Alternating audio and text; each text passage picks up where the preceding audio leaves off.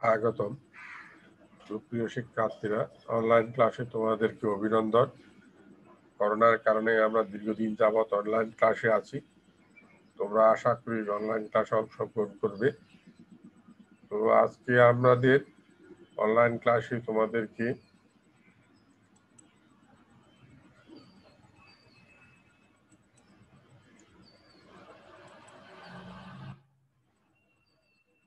স্বাগতম জানাচ্ছি।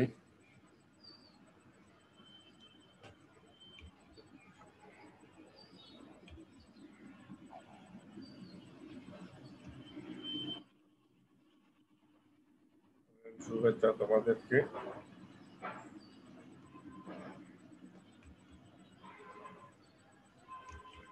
আমি আরাধন চন্দ্রনাথ, সহকারী অধ্যাপক ও বিভাগীয় প্রধান, কাটিয়াট মহিলা বিশ্ববিদ্যালয় college, Hathazari, Chattogram. Mobile number এবং ইমেল অ্যাড্রেস রয়েছে আমার।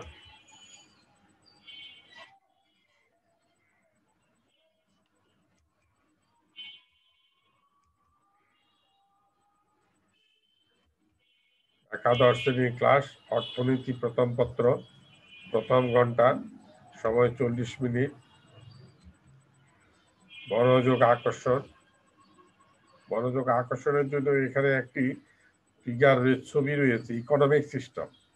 ওর লেখা আছে pure planet economy, pure free market, তারপর আছে মিক্সড ইকোনমি।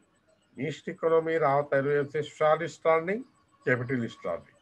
সোশ্যালিস্ট লার্নিং হত সমাজতান্ত্রিক বা নির্দেশমূলক অর্থনৈতিক ব্যবস্থা। ক্যাপিটালিস্ট লার্নিং পুঁজিবাদী বা ধনতন্ত্রের অর্থনৈতিক ব্যবস্থা। আর এই অর্থ ব্যবস্থাগুলো সাধারণত north Korea, China, France, United state, Korea, Venezuela, Sweden এবং জাপানের মধ্যে অনেক দেশে এই অর্থ ব্যবস্থা কার্যকর রয়েছে। তো আজকের যে মিক্সড ইকোনমি, মিশ্র অর্থনীতি, তো আমাদের আজকের পাঠে সেই মিশ্র অর্থনীতি কি, মিশ্র অর্থনীতির বৈশিষ্ট্য ব্যাখ্যা করো।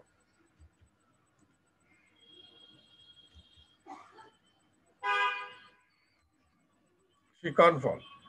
এই যে আজকের অধ্যায় থেকে আজকের যে মিশ্র অর্থনীতির কথা বলছি, সে মিশ্র অর্থনীতি থেকে আমরা কি শিখবো সে বিষয়ে আমাদের আলোচনা হবে। তো শিক্ষণফলের মধ্যে দেখো, 1, অর্থনৈতিক ব্যবস্থার সংজ্ঞা বলতে পারবে। 2, অর্থনৈতিক ব্যবস্থার প্রকারভেদ বলতে পারবে। 3, পুঁজিবাদী অর্থব্যবস্থার সংজ্ঞা বলতে পারবে। 4, সমাজতান্ত্রিক অর্থব্যবস্থার সংজ্ঞা বলতে পারবে। 5, মিশ্র অর্থব্যবস্থার সংজ্ঞা বলতে পারবে।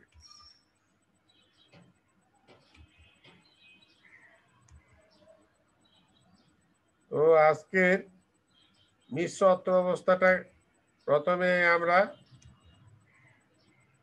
মিশ্র অর্থব্যবস্থার সংজ্ঞাটা দেখে নিই কাকে বলে। অর্থনৈতিক ব্যবস্থা প্রথমে প্রত্যেক সমাজ বা দেশের মানুষের অর্থনৈতিক কার্যাবলীকে কেন্দ্র করে নানান সামাজিক ও আইনগত রীতিনীতি গড়ে ওঠে। এই রীতিনীতির প্রাতিষ্ঠানিক কাঠামোকে অর্থনৈতিক ব্যবস্থা বলে। তাহলে মানুষের সামাজিক এবং আইনগত বিভিন্ন রকমের সামাজিক কর্মকাণ্ড, রীতিনীতি গড়ে ওঠে। বিভিন্ন সমাজের বিভিন্ন স্তরে মানুষের অভ্যাস, আচার অনুষ্ঠান, বিভিন্ন ধরনের বিভিন্ন রকমের ধর্মীয় ব্যবস্থা এখানে রয়েছে। সেই ধর্মীয় ব্যবস্থাগুলো সেই অর্থনৈতিক ব্যবস্থা বা সামাজিক অর্থনৈতিক ব্যবস্থার আওতাভুক্ত। তো আমরা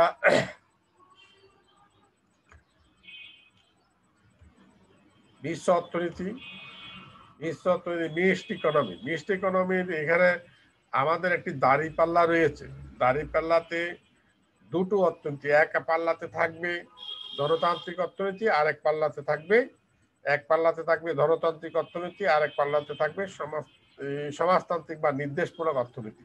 এই দুটো অর্থনীতির উপর নির্ভর করে এই মিশ্র অর্থনীতি দাঁড়িয়ে আছে। এই জন্য এখানে আমি দাঁড়িপাল্লার সাথে তুলনা করছি, কারণ দুই পাল্লাতে দুইটা অর্থনীতি। এখানে মনে করেন যদি ধনতন্ত্র থাকে, এখানে থাকবে নির্দেশমূলক বা সমাজতন্ত্র।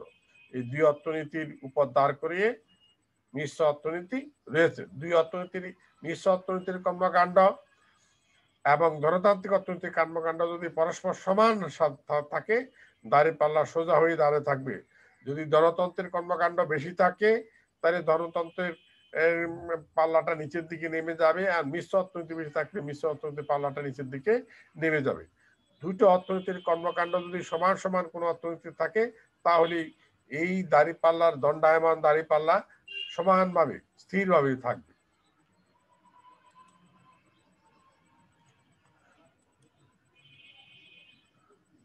মৌলিক অর্থনৈতিক সমস্যার সমাধান যে মিশ্র অর্থনীতি ব্যবস্থার বৈশিষ্ট্যগুলো আলোচনা করা। মিশ্র অর্থনীতিতে উৎপাদন ও বন্টন অন্যান্য বেসরকারি উদ্যোগের সঙ্গে সরকারি নিয়ন্ত্রণের মিশ্রণ ঘটে।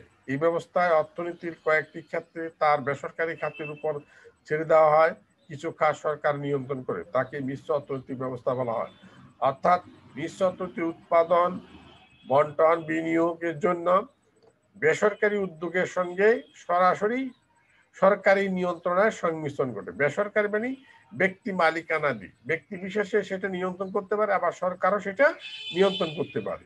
সরকার এবং বেসরকারের যৌথ মিলনে এই অর্থ ব্যবস্থা গড়ে ওঠে। এই অর্থ ব্যবস্থা অর্থনৈতিক কয়েকটি ক্ষেত্রে বেসরকারি খাতের উপর ছেড়ে দেওয়া হয় এবং কিছু খাত সরকারি খাতের উপর নির্ভর করা হয়। যেমন বাংলাদেশে সরকারি বিশ্ববিদ্যালয় রয়েছে, আবার বেসরকারি বিশ্ববিদ্যালয় রয়েছে। সরকারি কলকারখানা আছে, কিছু বেসরকারি কলকারখানাও আছে। তাই এটা অনেকটা মিশ্র অর্থনীতির মতোই আমরা বলবো।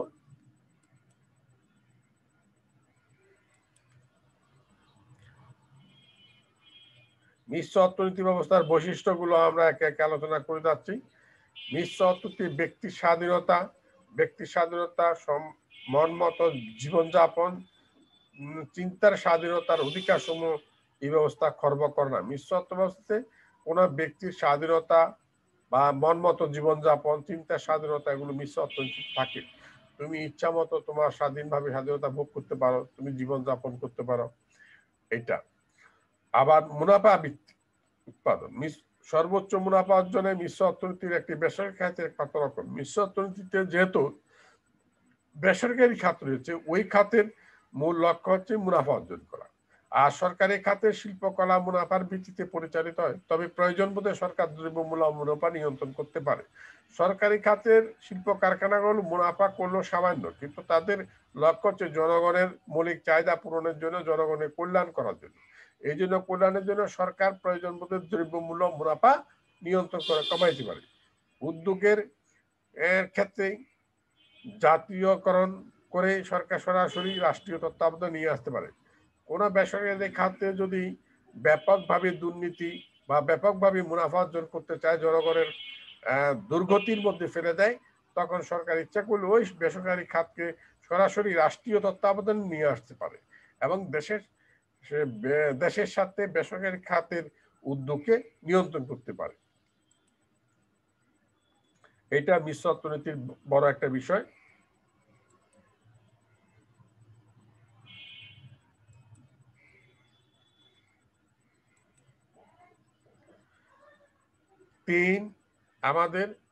তিনে কি আছে? সম্পদের মিশ্র মালিকানা। যে আমাদের মিশ্র অর্থ ব্যবস্থায় সম্পদের উপর ব্যক্তিগত মালিকানা স্বীকৃত। গণতন্ত্রের মতো এই ক্ষেত্রে সমাজের মানুষ নিজ নিজ বাড়ি, অন্যান্য সম্পত্তি, ব্যবসা বাণিজ্য, ভোগ দখল হস্তান্তর করতে পারে। রাস্তাঘাট, রেলপথ, মৌলিক বাড়ি, শিল্প কারখানা, যোগাযোগ, বিদ্যুৎ রাষ্ট্রীয় মালিকানা স্বীকৃত। তাইলে মিশ্র অর্থতার মূল কথা হচ্ছে ব্যক্তিগত মালিকানাও থাকবে, আবার গণতন্ত্রের মতন এই সমাজের মানুষ নিজ নিজ অধিকার, বাড়ি, সম্পত্তি এগুলো ভোগ করতে পারবে, হস্তান্তর করতে পারবে।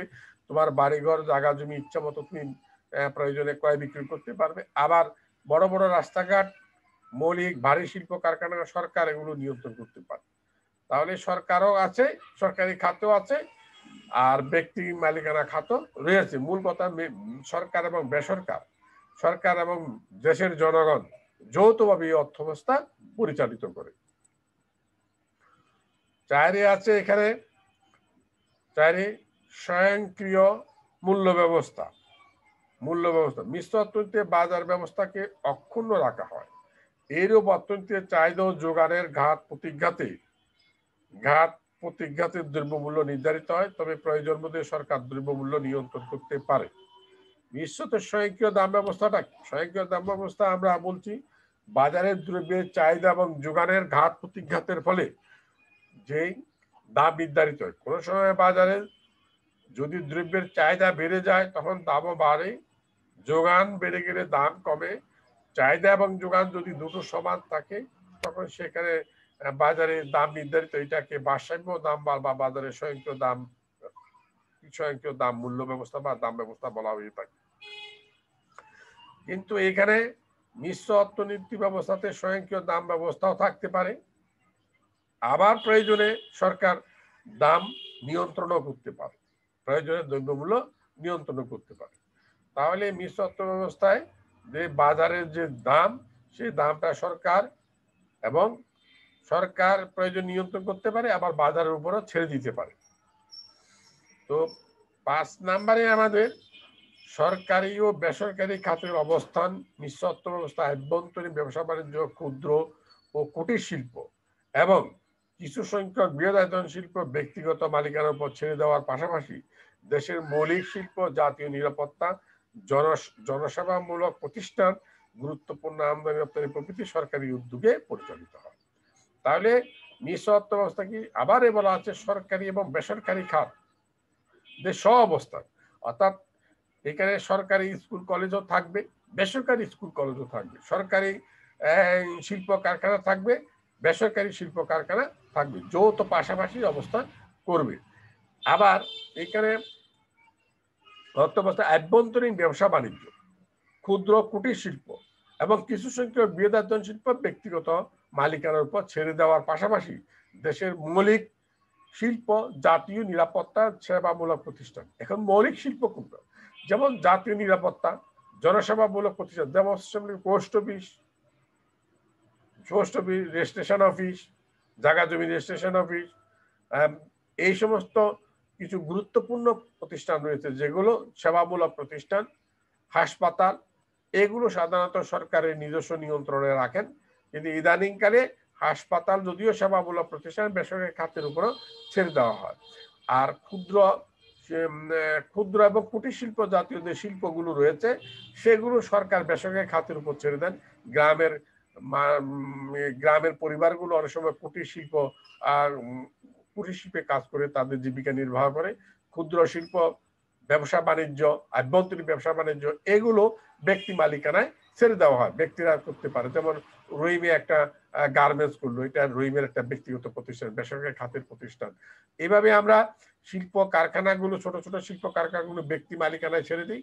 আবার জাতীয় নিরাপত্তা, জনসেবামূলক প্রতিষ্ঠান, বড় বড় প্রতিষ্ঠানগুলো যেমন রেল, সড়ক, বিমান, এরকম আরো গুরুত্বপূর্ণ পোস্ট অফিস, রেজিস্ট্রেশন, জায়গা জমি রেজিস্ট্রেশন, এই সমস্ত আমদানি রপ্তানি প্রভৃতি সরকারি উদ্যোগে পরিচালিত। এগুলো বড় খাত, এগুলো ব্যক্তি মালিকানার উপর ছেড়ে দিলে অনেক সময় নিরাপত্তার হুমকি হয়ে দাঁড়াতে পারে। তো 6 নম্বরে আমরা যে অর্থনৈতিক পরিকল্পনা, মিশ্র অর্থনৈতিক পরিকল্পনা অনুসারে বেসরকারি খাত নিয়ন্ত্রিত রাষ্ট্রীয় খাতে পরিচালিত হয়। অর্থনৈতিক পরিকল্পনা যে এখানে মিশ্র অর্থনীতিতে বেসরকারি খাতের পরিকল্পনা কি ধরনের? সরকারের মন্ত্রী পরিষদ বা সংসদ সেখানে পরিকল্পনা করতে পারে, অথবা কোনো কল কারখানার মালিকেরা তাদের উৎপাদনের লক্ষ্যমাত্রা নির্ধারণ করে পরিকল্পনা করতে পারে। রাষ্ট্র যেহেতু রাষ্ট্রীয় অর্থ ব্যবস্থা বা নির্দেশমূলক অর্থ ব্যবস্থা, এখানে জনগণের দুঃখ কষ্ট লাঘবের উদ্দেশ্যে তারাও পরিকল্পনা করতে পারে। এই জন্য সরকারের পরিকল্পনা কমিশন, বেসরকারি পরিকল্পনা কমিশন যৌথ উদ্যোগে এই পরিকল্পনা নিয়ন্ত্রণ করতে পারে এবং দেশের উৎপাদন ব্যবস্থা পরিচালনা করতে পারে।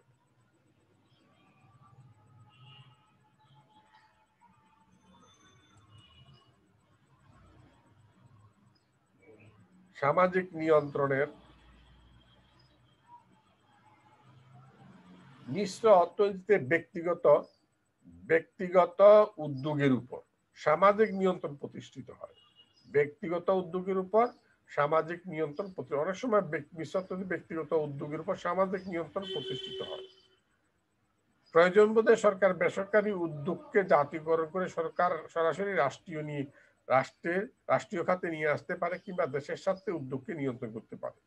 তাহলে সামাজিক নিয়ন্ত্রণ মিশ্র অর্থনীতিতে ব্যক্তিগত উদ্যোগের উপর সামাজিক নিয়ন্ত্রণ প্রতিষ্ঠিত হয়। ব্যক্তি অনেক সময় একটা হাসপাতাল, বড় একটা অ্যাপেলো হাসপাতাল করেছে, এইটা ওই এলাকার সমস্ত রোগীদের দেখভাল করবে, এখানের সমস্ত সমাজের রোগীরা ওই হাসপাতালের উপর নির্ভরশীল, এটা একটা তার ওই অ্যাপেলো হাসপাতালের একটা সামাজিক নিয়ন্ত্রণ। এভাবে বড় শিল্প কারখানাগুলো কোনো এলাকাতে গড়ে উঠলে ওই এলাকাতে ওই শিল্প কারখানাগুলোর উপর মানুষ নির্ভরশীল হয়ে পড়ে। এটাকে আমরা সামাজিক নিয়ন্ত্রণ বলতে পারি। ব্যক্তির দ্বারা সামাজিক নিয়ন্ত্রণ, সমাজকে নিয়ন্ত্রণ করতেছে, অর্থাৎ তার উৎপাদিত প্রতিষ্ঠান থেকে শিল্প পণ্য, দ্রব্য সামগ্রী, সেবা সামগ্রীগুলো ক্রয় করতে হবে। আবার যদি প্রয়োজন মনে করে যে ব্যবসায়ীটা একচাটিয়া হয়ে যাচ্ছে, সে ইচ্ছা মতো মুনাফা করতেছে, মনে করো ডানু গুরু দুধ একচেটিয়া ব্যবসা করতেছে, মুনাফা করতেছে, তখন কারণ ডানু দুধ ছাড়া আর কোনো দুধ নেই, তখন প্রয়োজন বোধে সরকার ওই বেসরকারি উদ্যোগকে জাতীয়করণ করে, অর্থাৎ সরকার তখন তাদের এই বেসরকারি খাতকে রাষ্ট্রীয়করণ করে রাষ্ট্রীয় স্বার্থে নিয়ে আসতে পারে এবং তা নিয়ন্ত্রণ করতে পারে। যেহেতু তারা সরকারের লক্ষ্য, একটা কল্যাণমুখী রাষ্ট্রের সরকারের লক্ষ্য হচ্ছে জনগণের কল্যাণ করা, সার্বিক কল্যাণ করা, জনগণকে সেবা দেওয়ার জন্য সেই উদ্যোগের জন্য সরকার ইচ্ছা করে বেসরকারি খাতকে নিয়ন্ত্রণ করে রাষ্ট্রীয় খাতে নিয়ে আসতে পারে। তারপরেতে সামাজিক নিরাপত্তা, শ্রমিক শ্রেণীকে রোগ, দুর্ঘটনা, বেকারত্ব প্রভৃতির হাত থেকে রক্ষা করার জন্য সরকার সামাজিক নিরাপত্তা ব্যবস্থা করে থাকে। এই উদ্দেশ্যে মিশ্র অর্থনীতিতে সামাজিক বীমা প্রকল্পের ব্যবস্থা করে থাকে। যে আমাদের দেশের শ্রমিকেরা কলকারখানা দ্বারা রাত দিন 24 ঘন্টা খাটতেছে, আমাদের গার্মেন্টস শিল্প যেটা পোশাক উৎপাদন করে আমরা বৈদেশিক রপ্তানি এর সিংহভাগ আসতেছে পোশাক থেকে, আমাদের যে রিজার্ভ ফান্ড রয়েছে, রিজার্ভ ফান্ডের সিংহভাগ আসতেছে আমাদের পোশাক খাত থেকে। এই পোশাক খাতের যে শ্রমিকেরা কলকারখানায় কাজ করতেছে, তারা বিভিন্ন সময় রোগে আক্রান্ত হয়, দুর্ঘটনা আক্রান্ত হয়, বেকারত্বে পড়ে যায়, তখন তাদেরকে রক্ষা করার জন্য সরকার সামাজিক নিরাপত্তামূলক চাকরি যখন একজন শ্রমিক ঢুকে, তখন তার জন্য সামাজিক বীমা ব্যবস্থা করে থাকে। চাকরি চলে গেলে, রোগে আক্রান্ত হলে, দুর্ঘটনা কবলিত হলে ওই বীমা থেকে তারা যেন অর্থ পেয়ে তাদের জীবন চালাতে পারে। এটা সামাজিক নিরাপত্তার ব্যবস্থা করে থাকে মিশ্র অর্থনীতিতে।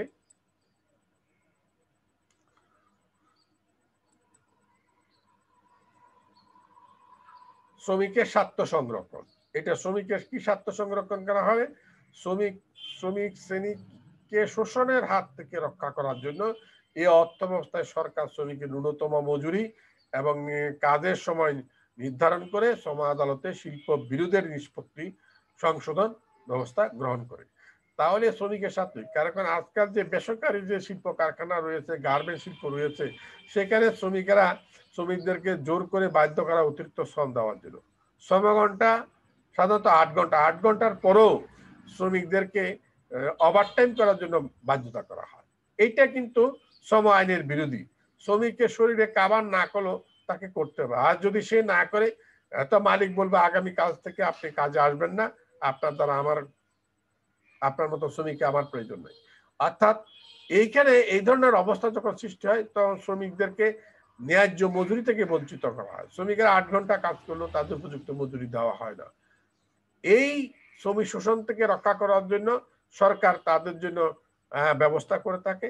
কাজের সময় নির্ধারণ করে দেয়, শ্রম আদালতের মাধ্যমে শ্রমিক এবং মালিকের যে বিরোধ থাকে, তাদেরকে নির্ধারিত সময় বেতন দেওয়া, বোনাস দেওয়া, বিভিন্ন ছুটি ছাটার দেওয়া, এই বিষয়গুলো শিল্প বিরোধের নিষ্পত্তিগুলো সরকার সংশোধনের ব্যবস্থা গ্রহণ করে।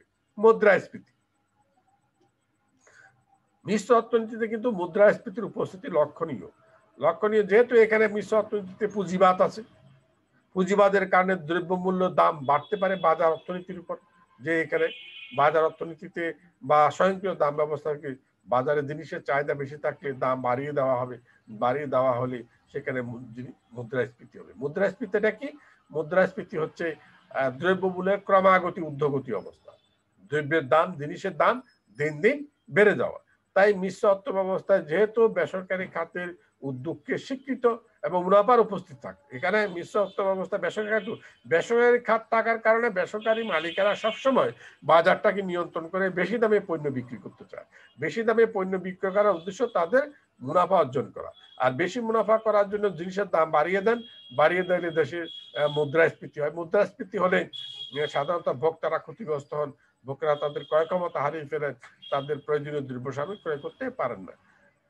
তাই এই জায়গাতে মুদ্রাস্ফীতি উদ্যোগ ঘটতে পারে, তবে যাতে অতি মুদ্রাস্ফীতি এক্সেস ইনফ্লেশন না ঘটে সেদিকে লক্ষ্য রেখে সরকার প্রয়োজনের মতে বাজারে দাম নির্ধারণ করতে পারে।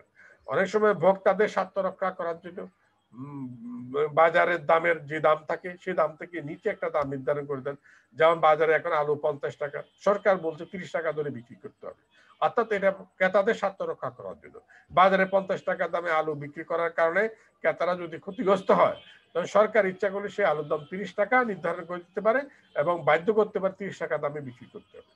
আবার অনেক সময় দেখা যায় যে বা সিজনে টমেটো নষ্ট হয়ে যায়, টমেটো 1 টাকা 2 টাকা কেজিতে বিক্রি হয় না, তখন সরকার উৎপাদক যারা উৎপাদনকারী তাদের ক্ষতি পোষানোর জন্য, তাদের স্বার্থ রক্ষা করার জন্য বাজারে যে দামে 2 টাকা দামে টমেটো বিক্রি হচ্ছে, সরকার সেগুলো 10 টাকা দামে বিক্রি করার জন্য বাধ্য করবে, অথবা 10 টাকা দামে সরকার নিজে ক্রয় করে রাখবে, গুদামজাত করে স্টোরিং করে প্রয়োজনে সরকার রেশনিং সিস্টেমে বিক্রি করবে।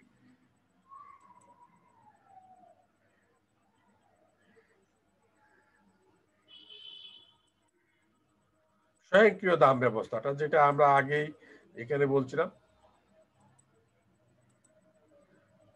আমরা স্বয়ংক্রিয় দাম ব্যবস্থা মিশ্র অর্থ ব্যবস্থার গুরুত্বপূর্ণ সূত্র। এখানে দ্রব্যের চাহিদা ও যোগানের ওঠানামা দ্বারা বাজারের দাম নির্ধারিত হয়। কারণ কি, যেহেতু মিশ্র অর্থ ব্যবস্থায় পুঁজিবাদী অর্থ ব্যবস্থার আছে, সেই কারণে এখানে স্বয়ংক্রিয় দাম ব্যবস্থা কার্যকরিত, যা চিত্রে দেখানো হলো। চিত্র পরিচিত লম্ব অক্ষে দাম, ভূমি অক্ষে পরিমাণকে দেখানো হয়েছে। চিত্রে ডিডি চাহিদা রেখা, এস এর যোগান রেখা। বাজারের চাহিদা রেখা এবং যোগান রেখা এই বিন্দুতে ভারসাম্য অর্জিত হয়েছে, তাই ভারসাম্য দাম P0 = 15 আর Q0 = 20 ভারসাম্য পরিমাণ এখানে দাম নির্ধারিত হয়েছে। আর এখানে আরো দুটো দাম দেখানো হয়েছে। যখন মিশ্র পুঁজিবাদী অর্থ ব্যবস্থা এখানে কার্যকর, বাজার ভারসাম্য দাম এইটাতে দ্রব্য দাম বিক্রি করতে হবে। এই দামটা যদি ক্রেতাদের পক্ষে অতিরিক্ত হয়, ক্রেতারা যদি এই দামে পণ্য ক্রয় করতে ব্যর্থ হয়, ক্রেতারা যদি এই দামে ক্রয় করতে না পারে, তখন সরকার ইচ্ছা করলে এই P1/10 দাম নির্ধারণ করে দিতে পারে, যেটা বাজার দামের নিচে। এতে পণ্য আগের বাজার দাম থেকে সস্তা দামে বিক্রি করতে হবে। যে কথা বলছিলাম, আলুর দামে এটা 50 টাকা, আর আলু সরকার বলছে এটা না, 10 টাকা দামে বিক্রি করতে হবে। এই কাজটা সরকার করতে পারে, যেহেতু এখানে আবার নির্দেশমূলক অর্থনীতি ব্যবস্থা রয়েছে মিশ্র অর্থ ব্যবস্থা। আবার উৎপাদনকারী যখন ক্ষতিগ্রস্ত হন, উৎপাদনকারী দেখলেন যে P0 15 টাকা দামে যে পণ্য বাজারে বিক্রি হচ্ছে, তাতে তাদের উৎপাদন খরচ কাভার করতেছে না, উৎপাদন খরচে তাদের পোষাইতে পারতেছে না, তখন তারা বাজারে এই দাম থেকে উপরে দাম নির্ধারণ করে দেয়। সেই দাম করে দিল এইখানে এই P20 বাজার দামের উপরে দাম নির্ধারণ করে দিবে। এই ক্ষেত্রে উৎপাদনকারী স্বার্থ রক্ষা হবে, উৎপাদনকারী ক্ষতিগ্রস্ত হবে না।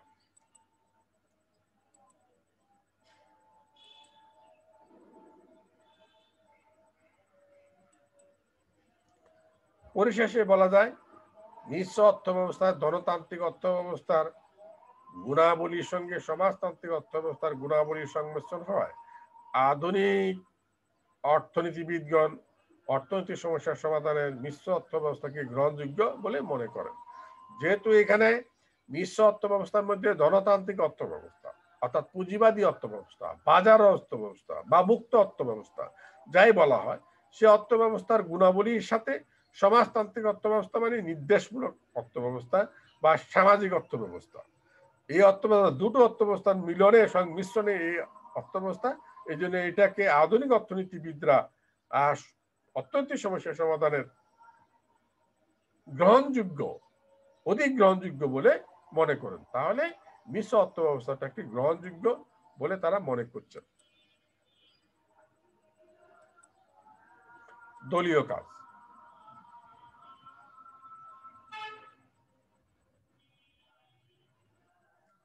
দলীয় কাজটা কি? আমরা দলীয় কাজ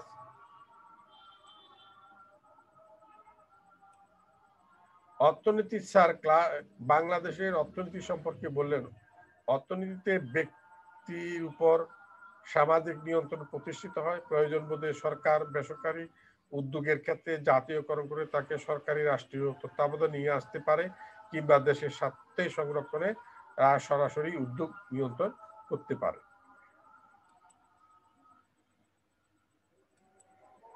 মিশ্র অর্থনীতি কি? খ, মিশ্র অর্থনীতি কিভাবে গঠিত হয় বুঝিয়ে লিখ। গ, উদ্দীপকে কোন ধরনের অর্থনীতির কথা বলা হয়েছে? উদ্দীপকে অর্থনীতির সঙ্গে নির্দেশমূলক অর্থনীতির পার্থক্য লিখো। তাহলে আমরা এখানে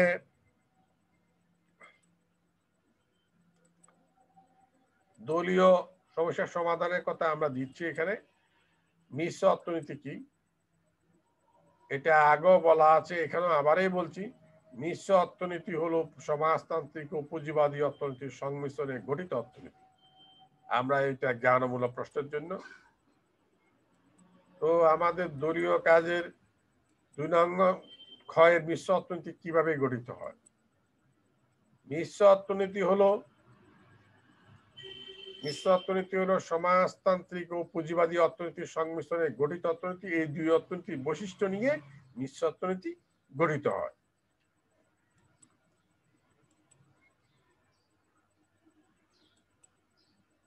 উদ্দীপক কোন ধরনের অর্থনীতির কথা বলা হয়েছে? আমরা এখন উদ্দীপক কোন ধরনের অর্থনীতির কথা বলা হয়েছে সেটা আমরা দেখব। উদ্দীপকে মিশ্র অর্থনীতির কথা বলা হয়েছে।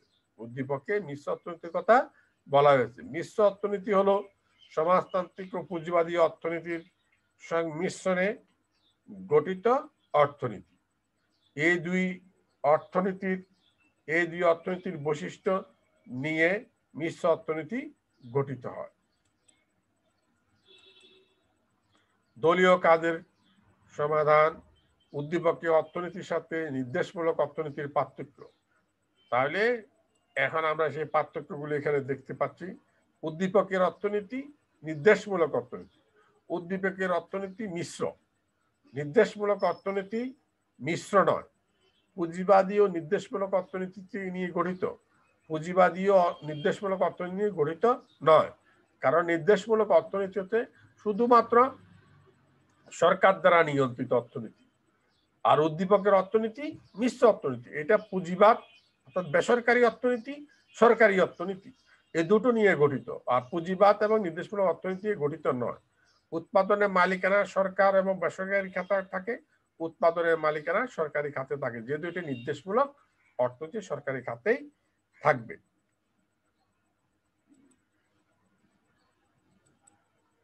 বাড়ির কাজ। বাড়িতে কি কাজ? ব্যষ্টিক ও সমষ্টিক অর্থনীতির পার্থক্য লিখো। আগামী ক্লাসে ব্যষ্টিক এবং সমষ্টিক অর্থনীতি ক্লাস করার পরে আমরা এই প্রথম অধ্যায় এই আলোচনা শেষ করে পরবর্তীতে দ্বিতীয় অধ্যায়ের আলোচনাতে যাব।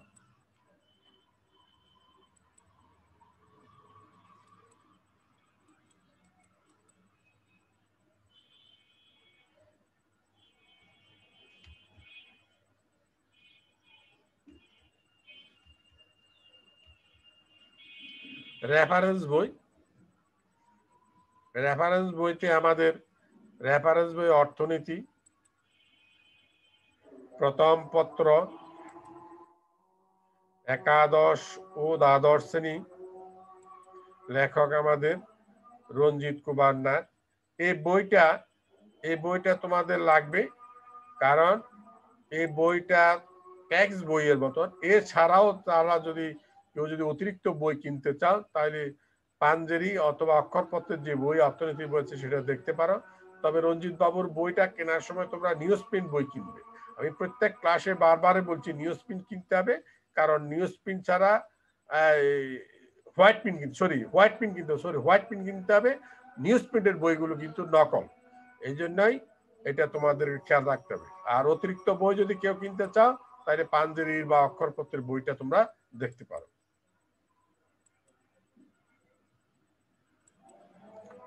অনলাইন ক্লাসে তোমাদেরকে সবাইকে স্বাগতম।